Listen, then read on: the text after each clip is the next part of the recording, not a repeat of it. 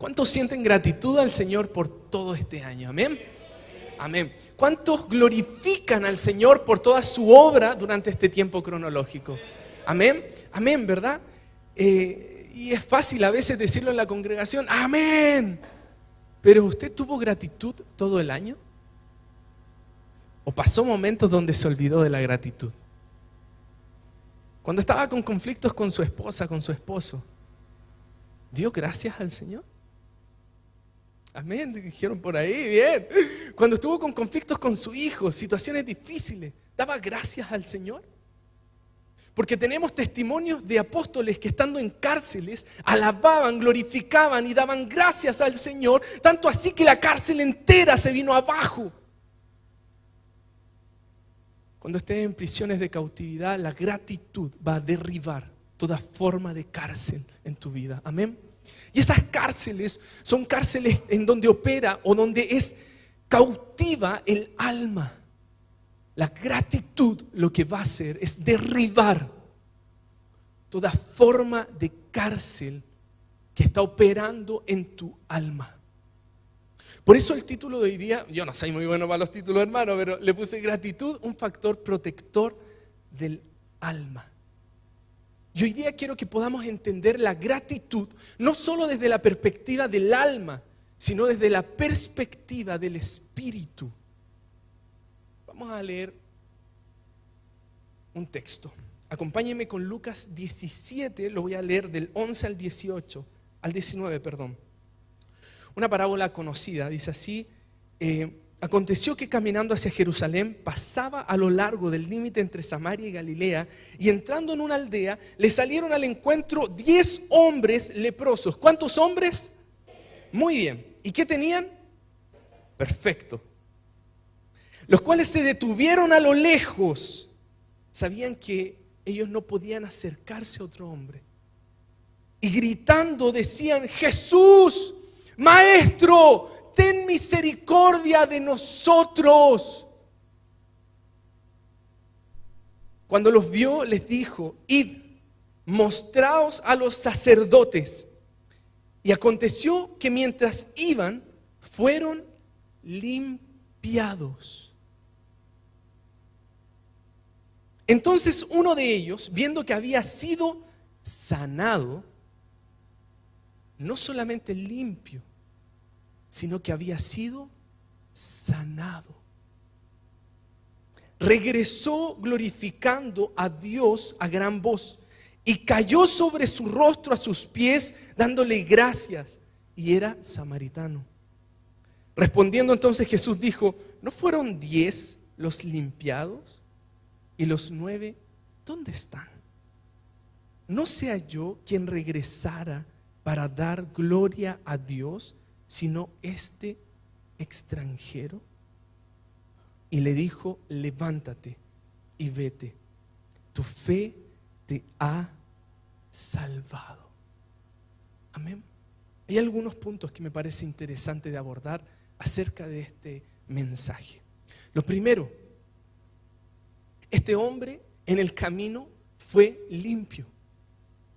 La limpieza era parte del proceso de la sanidad, pero no era la sanidad completa.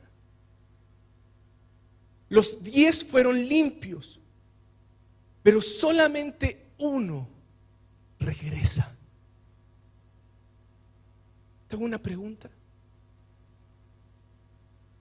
¿Ha regresado al Señor? Porque regresar, la raíz quiere decir volver abajo, ponerse nuevamente bajo su autoridad. Cuando pasan situaciones, cuando estás viviendo circunstancias difíciles, vuelves a Él. Porque habían 10 ciegos. Y ¿sabes qué? El Señor les dice: hey, vayan donde los sacerdotes. Pero lo que el Señor le estaba diciendo era otra cosa. Por la ley sabían que el que estaba con lepra debía ir donde el sacerdote, y había todo un ritual. Los 9, se suponía, siendo judíos, conocían el rito, pero uno no. Y estando frente a Jesús, diciéndole: Maestro, El Señor le dice, hey, vayan donde los sacerdotes. Lo que Cristo le estaba diciendo es, no vayan al ritual sacerdotal. Vengan a mí, que soy el sumo sacerdote, que soy el sacerdote de los bienes venideros, que soy el sacerdote santo, puro, sin mancha. Vengan a mí. Pero solamente uno, dice la palabra,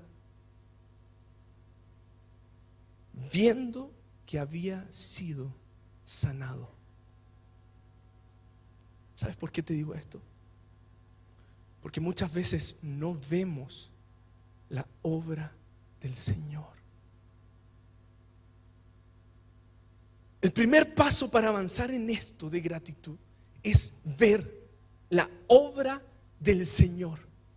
Mucha gente ha sido limpiada, mucha gente ha sido sanada, muchas personas han recibido milagros.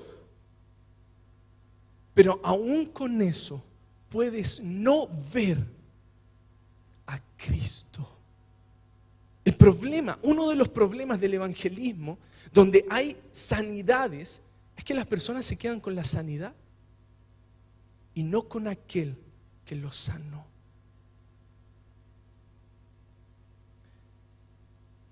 Hay algunas cosas que son importantes aquí.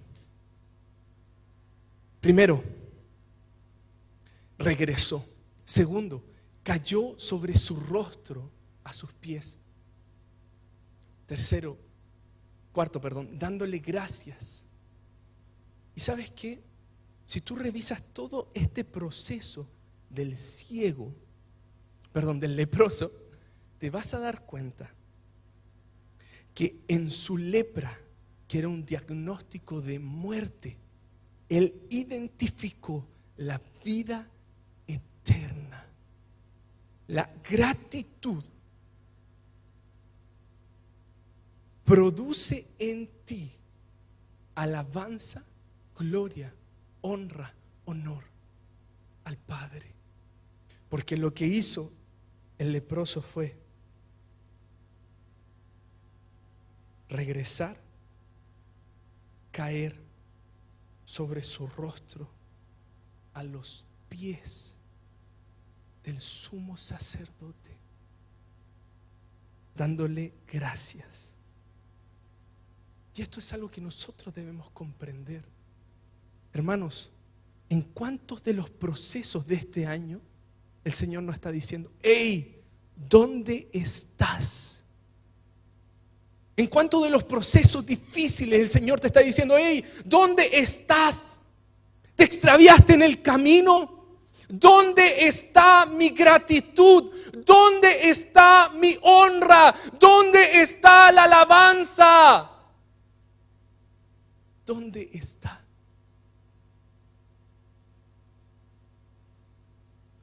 Hay algunos obstáculos que podemos identificar en relación a la gratitud, y el primero es normalizar. ¿Qué es esto?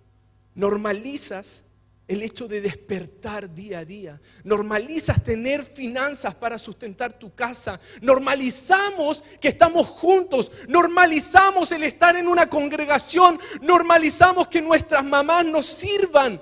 Normalizamos que los papás se den por nosotros. Y cuando tú normalizas todas esas cosas, dejas de ver al Señor. Cuando tú normalizas pequeñas cosas, dejas de ver la obra de Dios en lo cotidiano, hermanos. Porque la gratitud tiene que ver con lo cotidiano, con lo pequeño del día. Te hago una pregunta. ¿Cuándo fue la última vez que te sentaste frente a tu esposo, frente a tu esposa y le diste gracias?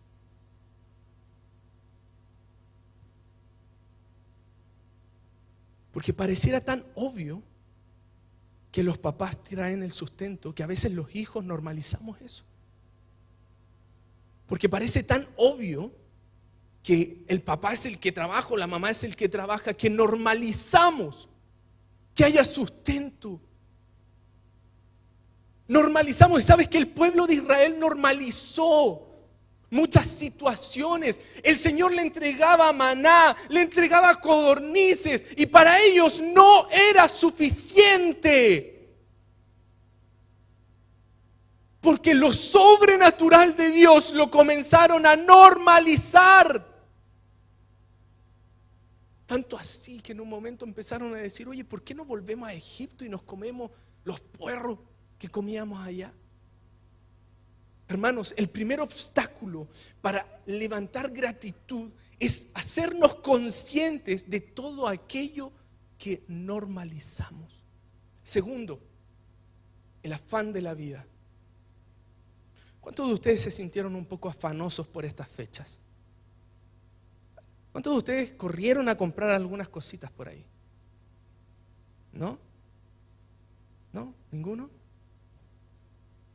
¿Cuántos de ustedes sienten que el afán del día, del trabajo, les consume tanto que el pensamiento no alcanza a identificar la obra de Dios?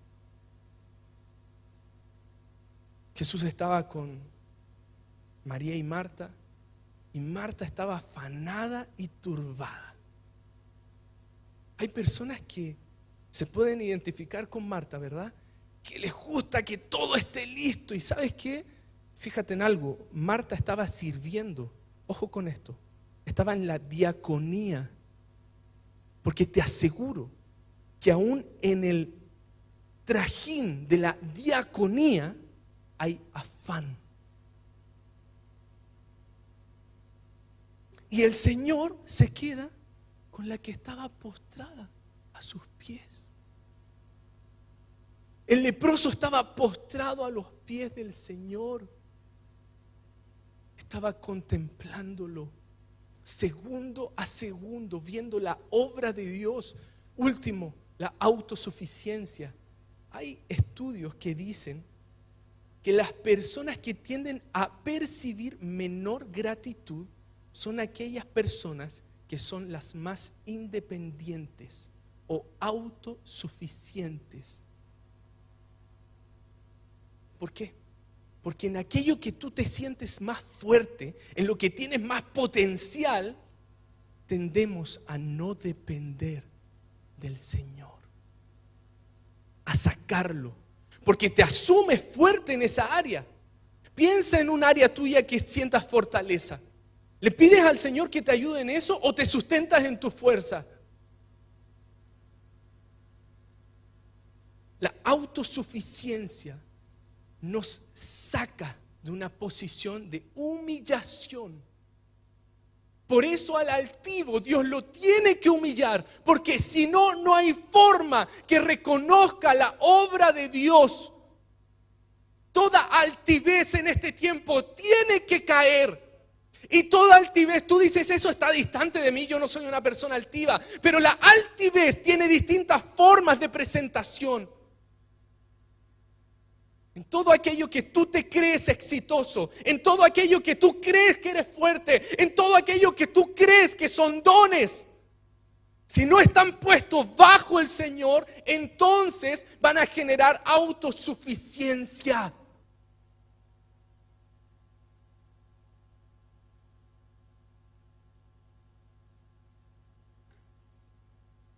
Vamos a ver qué es gratitud.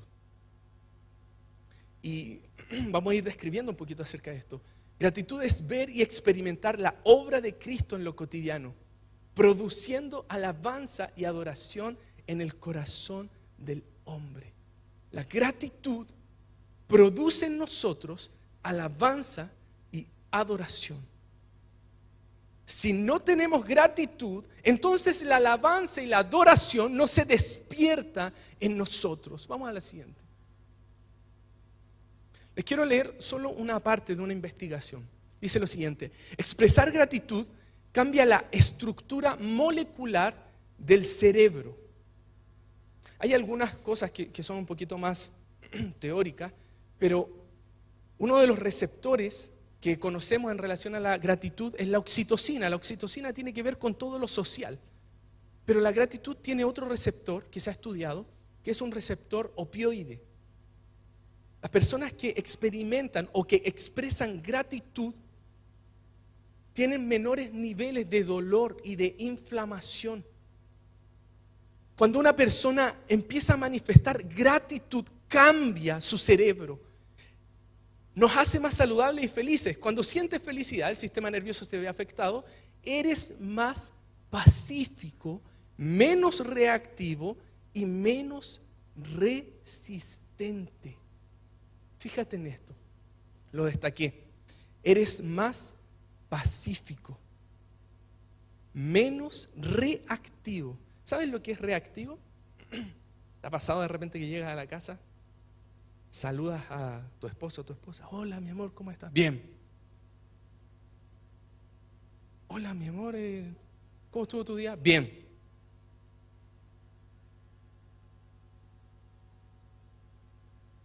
Cuando estamos estresados estamos más reactivos.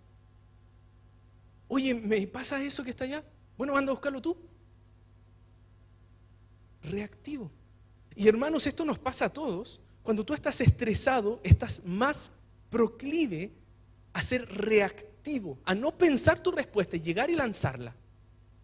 Ay, como nosotros nos cuesta entender ese pasaje de poner la otra mejilla, cuando te dice anda a buscarla, no te quedas atrás, reaccionas también y le lanzas la otra respuesta, ¿verdad? Cuando estás estresado, cuando no estás mirando la obra de Dios, tiendes a volverte más reactivo y menos pacífico. Si hay algo que tenemos que desarrollar en nosotros, es el ser pacífico. Había un estudio muy interesante que tomaron alrededor de 100 parejas, 100 matrimonios. Imagínense que tomamos a 100 matrimonios aquí en la congregación. Y entonces, ¿qué es lo que hicieron? Empezaron a identificar cuándo los matrimonios se peleaban y cuándo se trataban bien. Entonces, se dieron cuenta que hay una desproporción en nuestro cerebro. ¿Qué es esto? Es que cada vez que nosotros tenemos una situación negativa, para poder resolverla, tenemos que realizar 5 actos positivos. Entonces, claro, tú dices, no, si ya le pedí perdón. Pero la mente, para resolver eso que pasó, necesita de 5 actos positivos. Es decir, restaurar el conflicto no te va a demorar un segundo. Y esta desproporción tiene que ver con algo que se llama sesgo de negatividad. Y lo vamos a ver después. Pero ¿sabes qué? A veces nos cuesta resolver conflictos. Pasan cosas durante el día. Típico que cuando nos venimos a la congregación, ¿verdad? Que queriendo salir rápido se estresan un poquito, pero que sale, que no sale, que está en el baño, que se demora mucho, que se está maquillando, que no se está maquillando. ¿Les ha pasado al venir? Esas pequeñas situaciones que generan una carga emocional negativa requieren de varias cargas positivas para equilibrar la balanza a nivel cerebral. Vamos a la siguiente, María. Les decía que la gratitud nos hace más pacíficos, ¿verdad? Menos reactivos. Y fíjese lo que dice Filipenses 4:6, porque esto de los estudios solamente respaldan, no es para hacer más válido un mensaje, sino que respaldan lo que la Biblia dice. Han ido estudiando lo que la palabra menciona. Filipenses 4:6-7. Por nada estéis afanosos. Antes bien, en todo mediante oración y súplica, con acción de gracias, sean dadas a conocer vuestras peticiones delante de Dios, y la paz de Dios, que sobrepasa todo entendimiento, guardará vuestros corazones y vuestras mentes en Cristo Jesús. Amén. ¿Qué vemos aquí? ¿Cómo debemos orar? ¿Cómo oras por tu esposo o por tu esposa? Señor, cámbialo, cambia su carácter, Cambia a este hombre que no hace nada. ¿Cómo oras por tus hijos? Si es que oras. ¿Oras por tus hijos? Les pregunto porque yo a los chicos les pregunto si los papás oran por ellos. Me van a perdonar. ¿Te das tiempo para orar por ellos? Para tomarlo, sentarte y decirle: hijo, vamos a orar. Y vamos a dar gracias al Señor por lo que estamos viviendo, porque cuando tu hijo te ve en aflicción económica o en una situación difícil y tú lo sientas y le dices: démosle gracias al Señor porque hoy día no tenemos, pero el Señor va a proveer, entonces la fe del hijo crece y le enseñas un patrón. ¿Qué patrón le estás enseñando? Que aunque no haya, que aunque estemos pasando dificultad, vamos a levantar gratitud al Dios de dioses. ¿Qué estás escribiendo en las generaciones? ¿Qué estamos escribiendo en los matrimonios? ¿Qué estamos escribiendo en las familias? ¿Por qué crees que existía el libro de las batallas del Señor? Porque se tenía que hacer una memoria generacional para que los hijos alabaran las obras de Dios. Gratitud, gratitud, gratitud, gratitud de generación en generación. Preservando la vida psíquica de los hijos. Porque ¿sabes qué? Si tú estás estresado por la situación económica, si tú estás en una situación de estrés por la situación matrimonial, y entonces tus hijos saben lo que van a percibir en el ambiente de casa, es estrés, es violencia, es falta de comunicación. ¿Sabes que hay estudios que dicen acerca de la violencia intrafamiliar?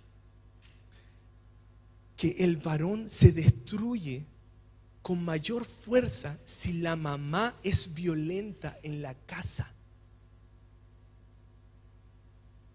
¿Y sabes por qué te digo esto? Porque la violencia no es solamente que nos agarremos a combo en la casa. La violencia son cuando nosotros nos tratamos mal. Violencia es cuando le decimos cosas feas a nuestra esposa delante de los hijos. Violencia es cuando nosotros llegamos y castigamos a los hijos sin siquiera educar al paidoncito.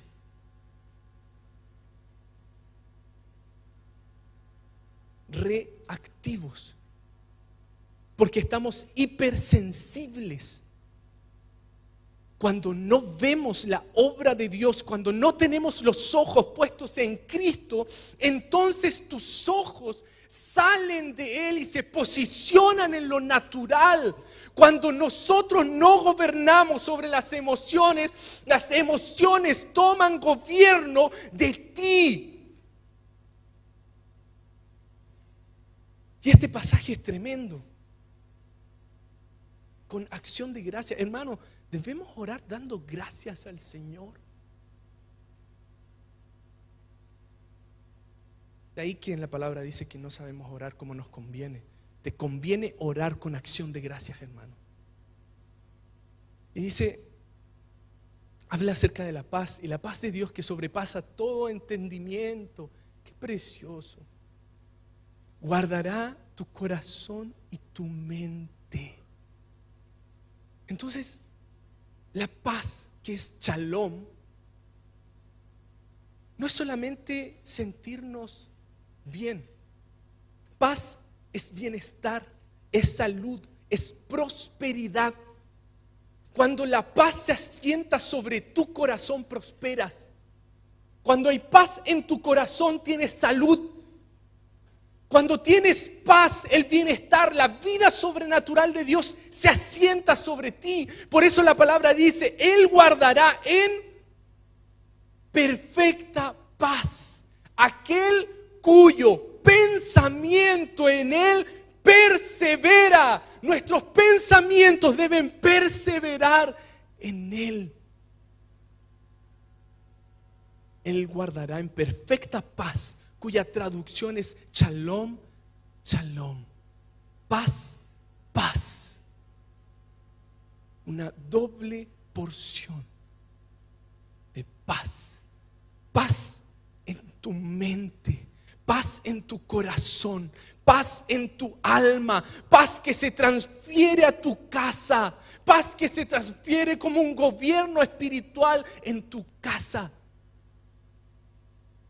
La palabra dice que la paz debe ser árbitro en nuestros corazones.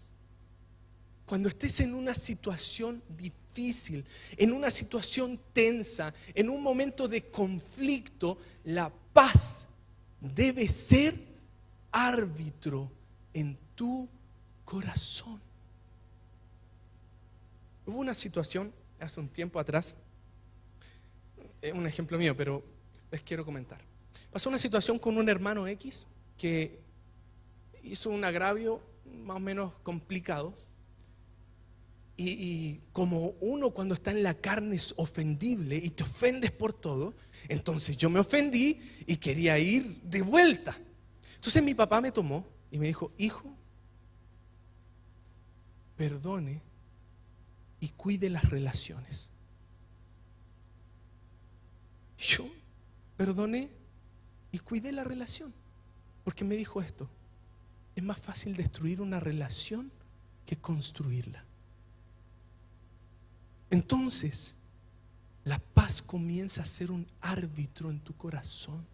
La paz cuando quieres decirle esa cosa fea a tu hijo que te tiene cansado. La paz comienza a arbitrar en tu corazón, a gobernar. Y guarda tu corazón, tu mente y la de tus hijos. Porque cuando tú lanzas esa palabra contra tu hijo, restaurarla te va a costar 5 veces más. Vamos a la siguiente.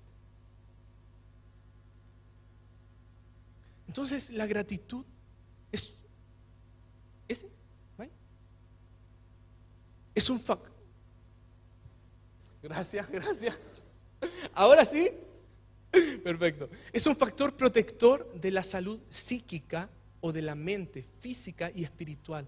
La gratitud es un receptor de la paz que a su vez resguarda nuestros corazones y mentes. Y los beneficios que tiene la gratitud a nivel físico y a nivel mental son tremendos. Tanto así que hoy día se está utilizando la gratitud en el campo clínico. Se está recetando a la gente: oiga, sea grato, o sea, levante gratitud. Porque se han dado cuenta de los beneficios, tanto así que en la población que tiene ideación suicida están trabajando con esta estrategia terapéutica: gratitud. Vamos a la siguiente. Les voy a hablar de 3 estudios rapidito.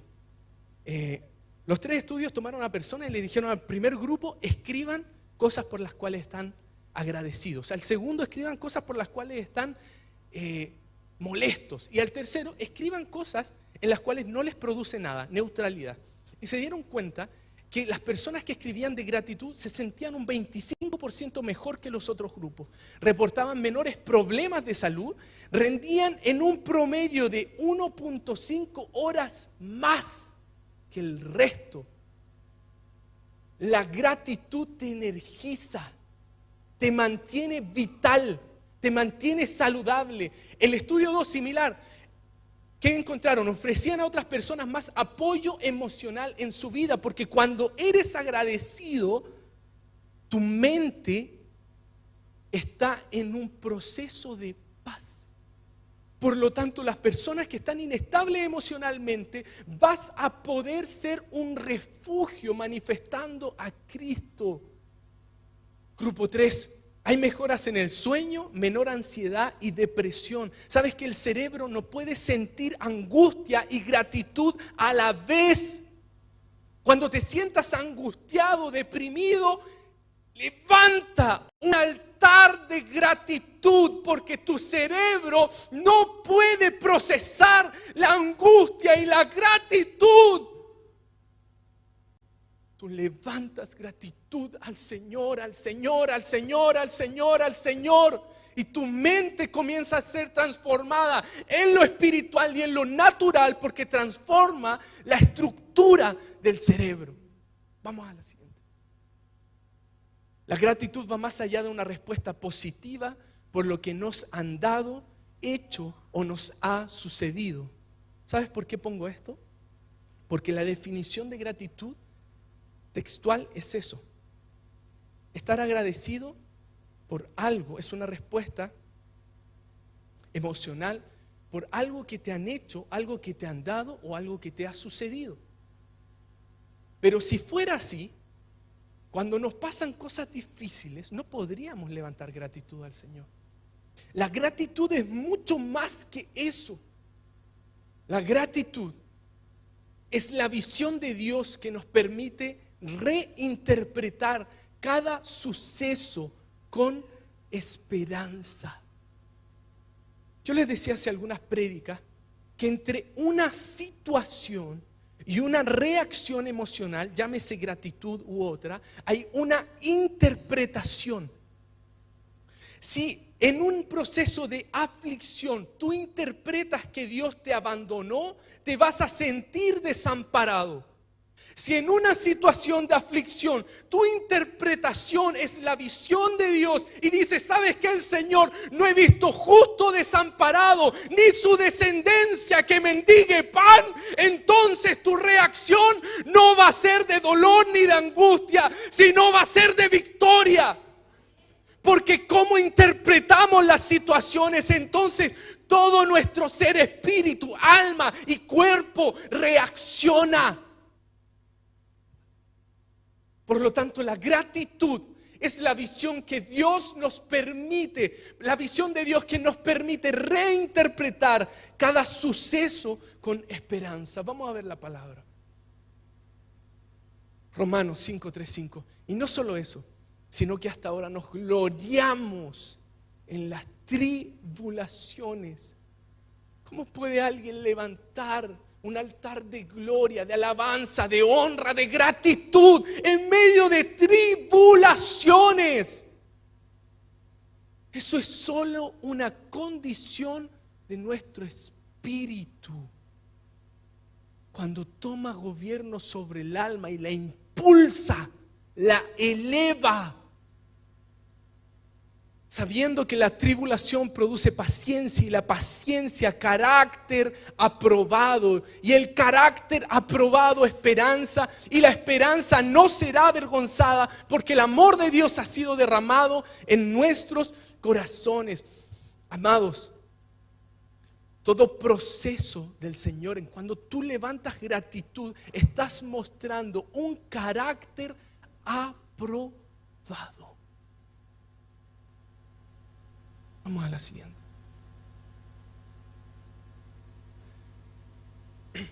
¿Qué se dice desde el ámbito más neurológico? El cerebro no es especialmente sensible a la gratitud. Tome eso. El cerebro no es especialmente sensible a la gratitud. Vamos a la siguiente. Tiene una tendencia a pasar por alto situaciones, personas y eventos positivos de nuestras vidas. Vamos a la siguiente. Experimento. Pastor Anita, ¿está por ahí? ¿Puede venir, por favor?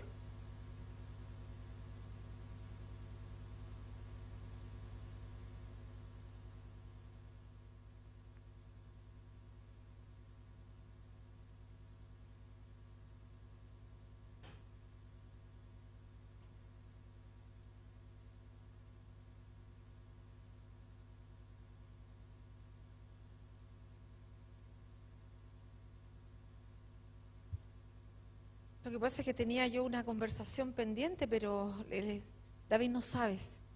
David me dice que lo haga ahora. Por favor, si te paras, que tenemos que ir a la oficina. Eso. Vamos. No, si es de verdad. ¿Lo llevo? Llévelo nomás. No, mentira, ahí nomás. Pase por acá. Si la pastora le dice a usted en medio de un culto, venga para acá que vamos a ir a la oficina a conversar, ¿qué piensa usted? Me van a retar. ¿Por qué no pensó que la pastora le tenía un obsequio de la temporada? No sé, es que lo primero que se viene a la mente es eso. Perfecto, muy bien, muy bien. Toma asiento. Toma asiento. Muchas gracias, pastora, muchas gracias, David. Un día, estábamos en Manuel Montt. Y a los que conocieron a la pastora Pamela Vita, te miraba con una cara que te intimidaba. Y bueno, yo era nuevito, me mandaba sus embarradas, pero no tan grandes para que un día estábamos en la predicación y en medio de la prédica cruzamos miradas y me dice, así, tal cual, tú, terminando la prédica, te vas a la oficina. Hermano, yo me puse pañales en ese momento. Y después pensé y dije, oye, pero si he estado haciendo las cosas bien, quizás me va a decir algo bueno. Ya, fui a la oficina y me empezó a retar, hermano. Me dijo así, ¿cómo se te ocurre andar pidiendo plata en el metro? ¿Quién te dijo que podías hacer eso? Y yo no sabía qué estaba pasando, hermano. No sé de qué me está hablando, pastora. No me diga nada. ¿Cómo se le ocurre? Yo, pastora, no sé de qué me está hablando. ¿Cómo que no sabe? Y entra otra hermana y le dice, pastora, él no es. Y yo ahí.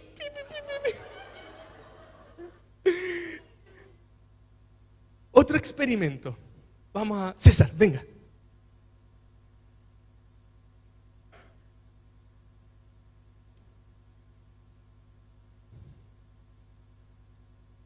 Tienen que estar atentos, ¿ya? Veamos si funciona el experimento. Piense en lo más maravilloso que le ha pasado esta semana. A ver. Me cuesta un poco en realidad.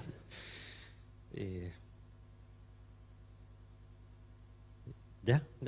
Sí. ¿Se puede decir? No, creo que... No. Es muy privado, parece, ya.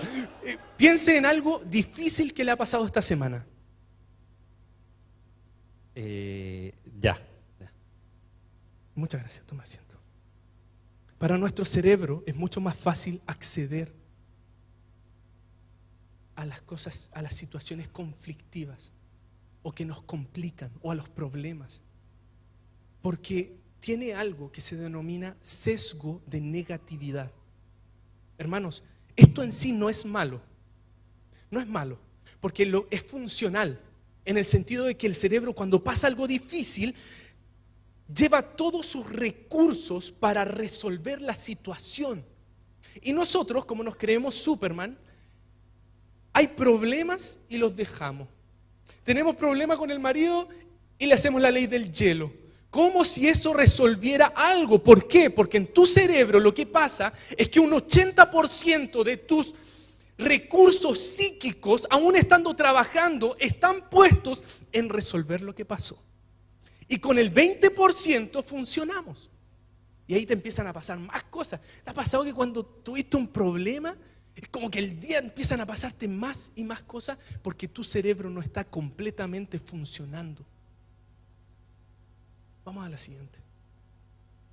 ¿Qué es este sesgo de negativismo o negatividad?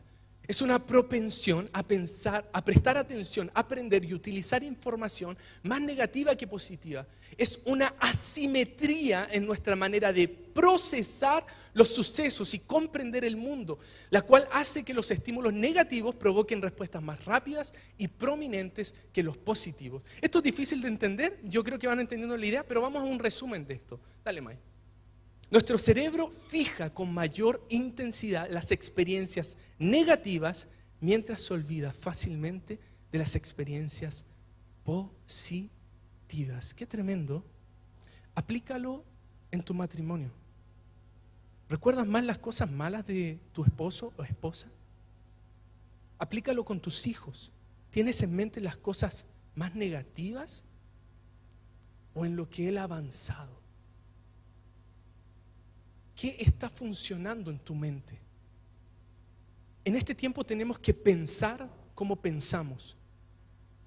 Porque si no nos detenemos a pensar cómo estamos pensando, entonces vamos a mantener los hábitos, los malos hábitos o los engaños en los cuales cae la mente. La palabra dice que el corazón, el levav, la mente, es engañosa.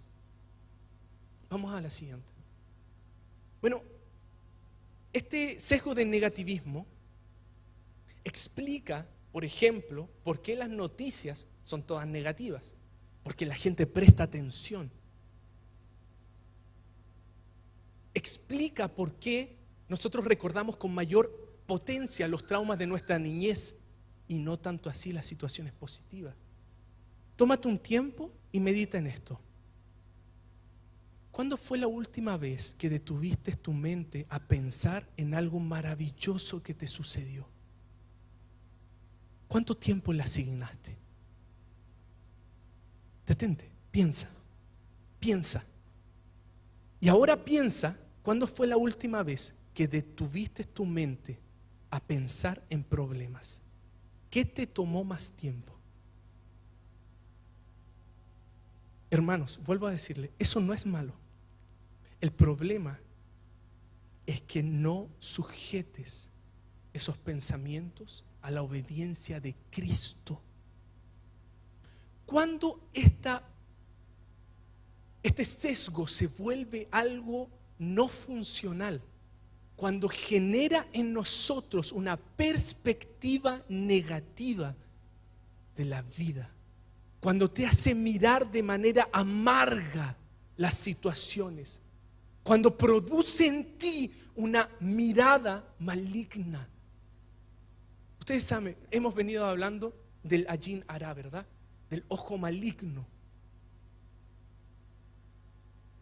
La pregunta entonces es, ¿por qué David le decía a su alma que no olvidara los beneficios de Dios? ¿Por qué David se detenía a decirle, alma, no olvides los beneficios del Señor? Porque tu mente tiene un sesgo de negatividad, pero que no lo puedes transformar en tu forma de pensar. Y entonces David lo tenía claro. Entonces le empezaba a decir, alma mía, alaba al Señor, alma mía, adora al Señor, alma mía, levanta gratitud al Señor. Y comenzaba a enumerar cada una de las obras del Señor, porque en cuanto tú enumeras, declaras, proclamas la obra de Cristo, tu alma comienza a posicionarse en Él. Vamos a la siguiente. La formación de creencias relacionadas con uno mismo, esto es un extracto de un estudio, está sorprendentemente sesgada negativamente en situaciones que podrían ser oportunidades para mejorar. Afecta tu imagen. Tanto así, piense en Moisés. El Señor se le presenta tremenda oportunidad. Vas a hacer esto, vas a ser el libertador, vas a llevar al pueblo aquí, acá. Y Moisés se mira y ese sesgo de negatividad lo lleva cautivo y le dice, hey, pero yo soy tardo para hablar. Piensa en Jeremías, el Señor hablándole a Jeremías, esto. Hey, pero yo soy muy niño. Sesgo de negatividad. Piensa en Abraham, tus promesas, las generaciones, la expansión, el cielo, la tierra, la arena. Señor, pero soy viejo. ¿Qué es lo que te ha dicho el Señor? Que ese sesgo de negatividad lo ha abortado. El Señor se preocupó de tomar a cada uno de ellos e introducirlos en un proceso de metanoia, de cambio de mentalidad. Y para hacer eso, primero tenemos que estar unidos a Él. y comenzar a pensar, a ver cómo Él piensa, porque el Señor no tiene, la mente espiritual no tiene sesgo de negatividad. La mente espiritual piensa cosas buenas, piensa cosas altas, piensa en esperanza contra esperanza. Mira cómo transformó la mente de Abraham. Lo que era imposible, dice que él salió creyendo en esperanza contra esperanza. La mente espiritual posicionándose por encima de toda forma de sesgo. Tremendo es el Señor. Metanoia. Hay un concepto, yo les decía, una situación, una reacción, hay una interpretación. Pero nuestro cerebro está tan acostumbrado a reaccionar que lo que tenemos que comenzar a desarrollar es algo que se llama interpretación reflexiva. Es decir, oye, mi jefe me está diciendo, hablando un ejemplo con un hermano que estamos orando, mi jefe me está diciendo que me va a echar y no me va a pagar nada. Y la reacción de este hermano fue, le voy a ir a pegar. Hermano, esto es real, verídico. Le voy a ir a pegar. Reflexión, interpretación reflexiva. Ey, párate un poquito. Háblale a tu mente. Mente, ¿qué haría Jesucristo en este momento? Mente, que la paz arbitre en tu corazón. No dejes que la reacción avance antes de poner la palabra. Entonces, cuando empiezas a hacer eso, no te metes en problemas, sino que empiezas a tener respuestas espirituales. Porque el espiritual piensa en las cosas espirituales. Tiene la mente ahí. Amén. Vamos a la siguiente. Poned la mira, y con esto estamos más o menos terminando. Poned la mira en las cosas de arriba, no en las de la tierra.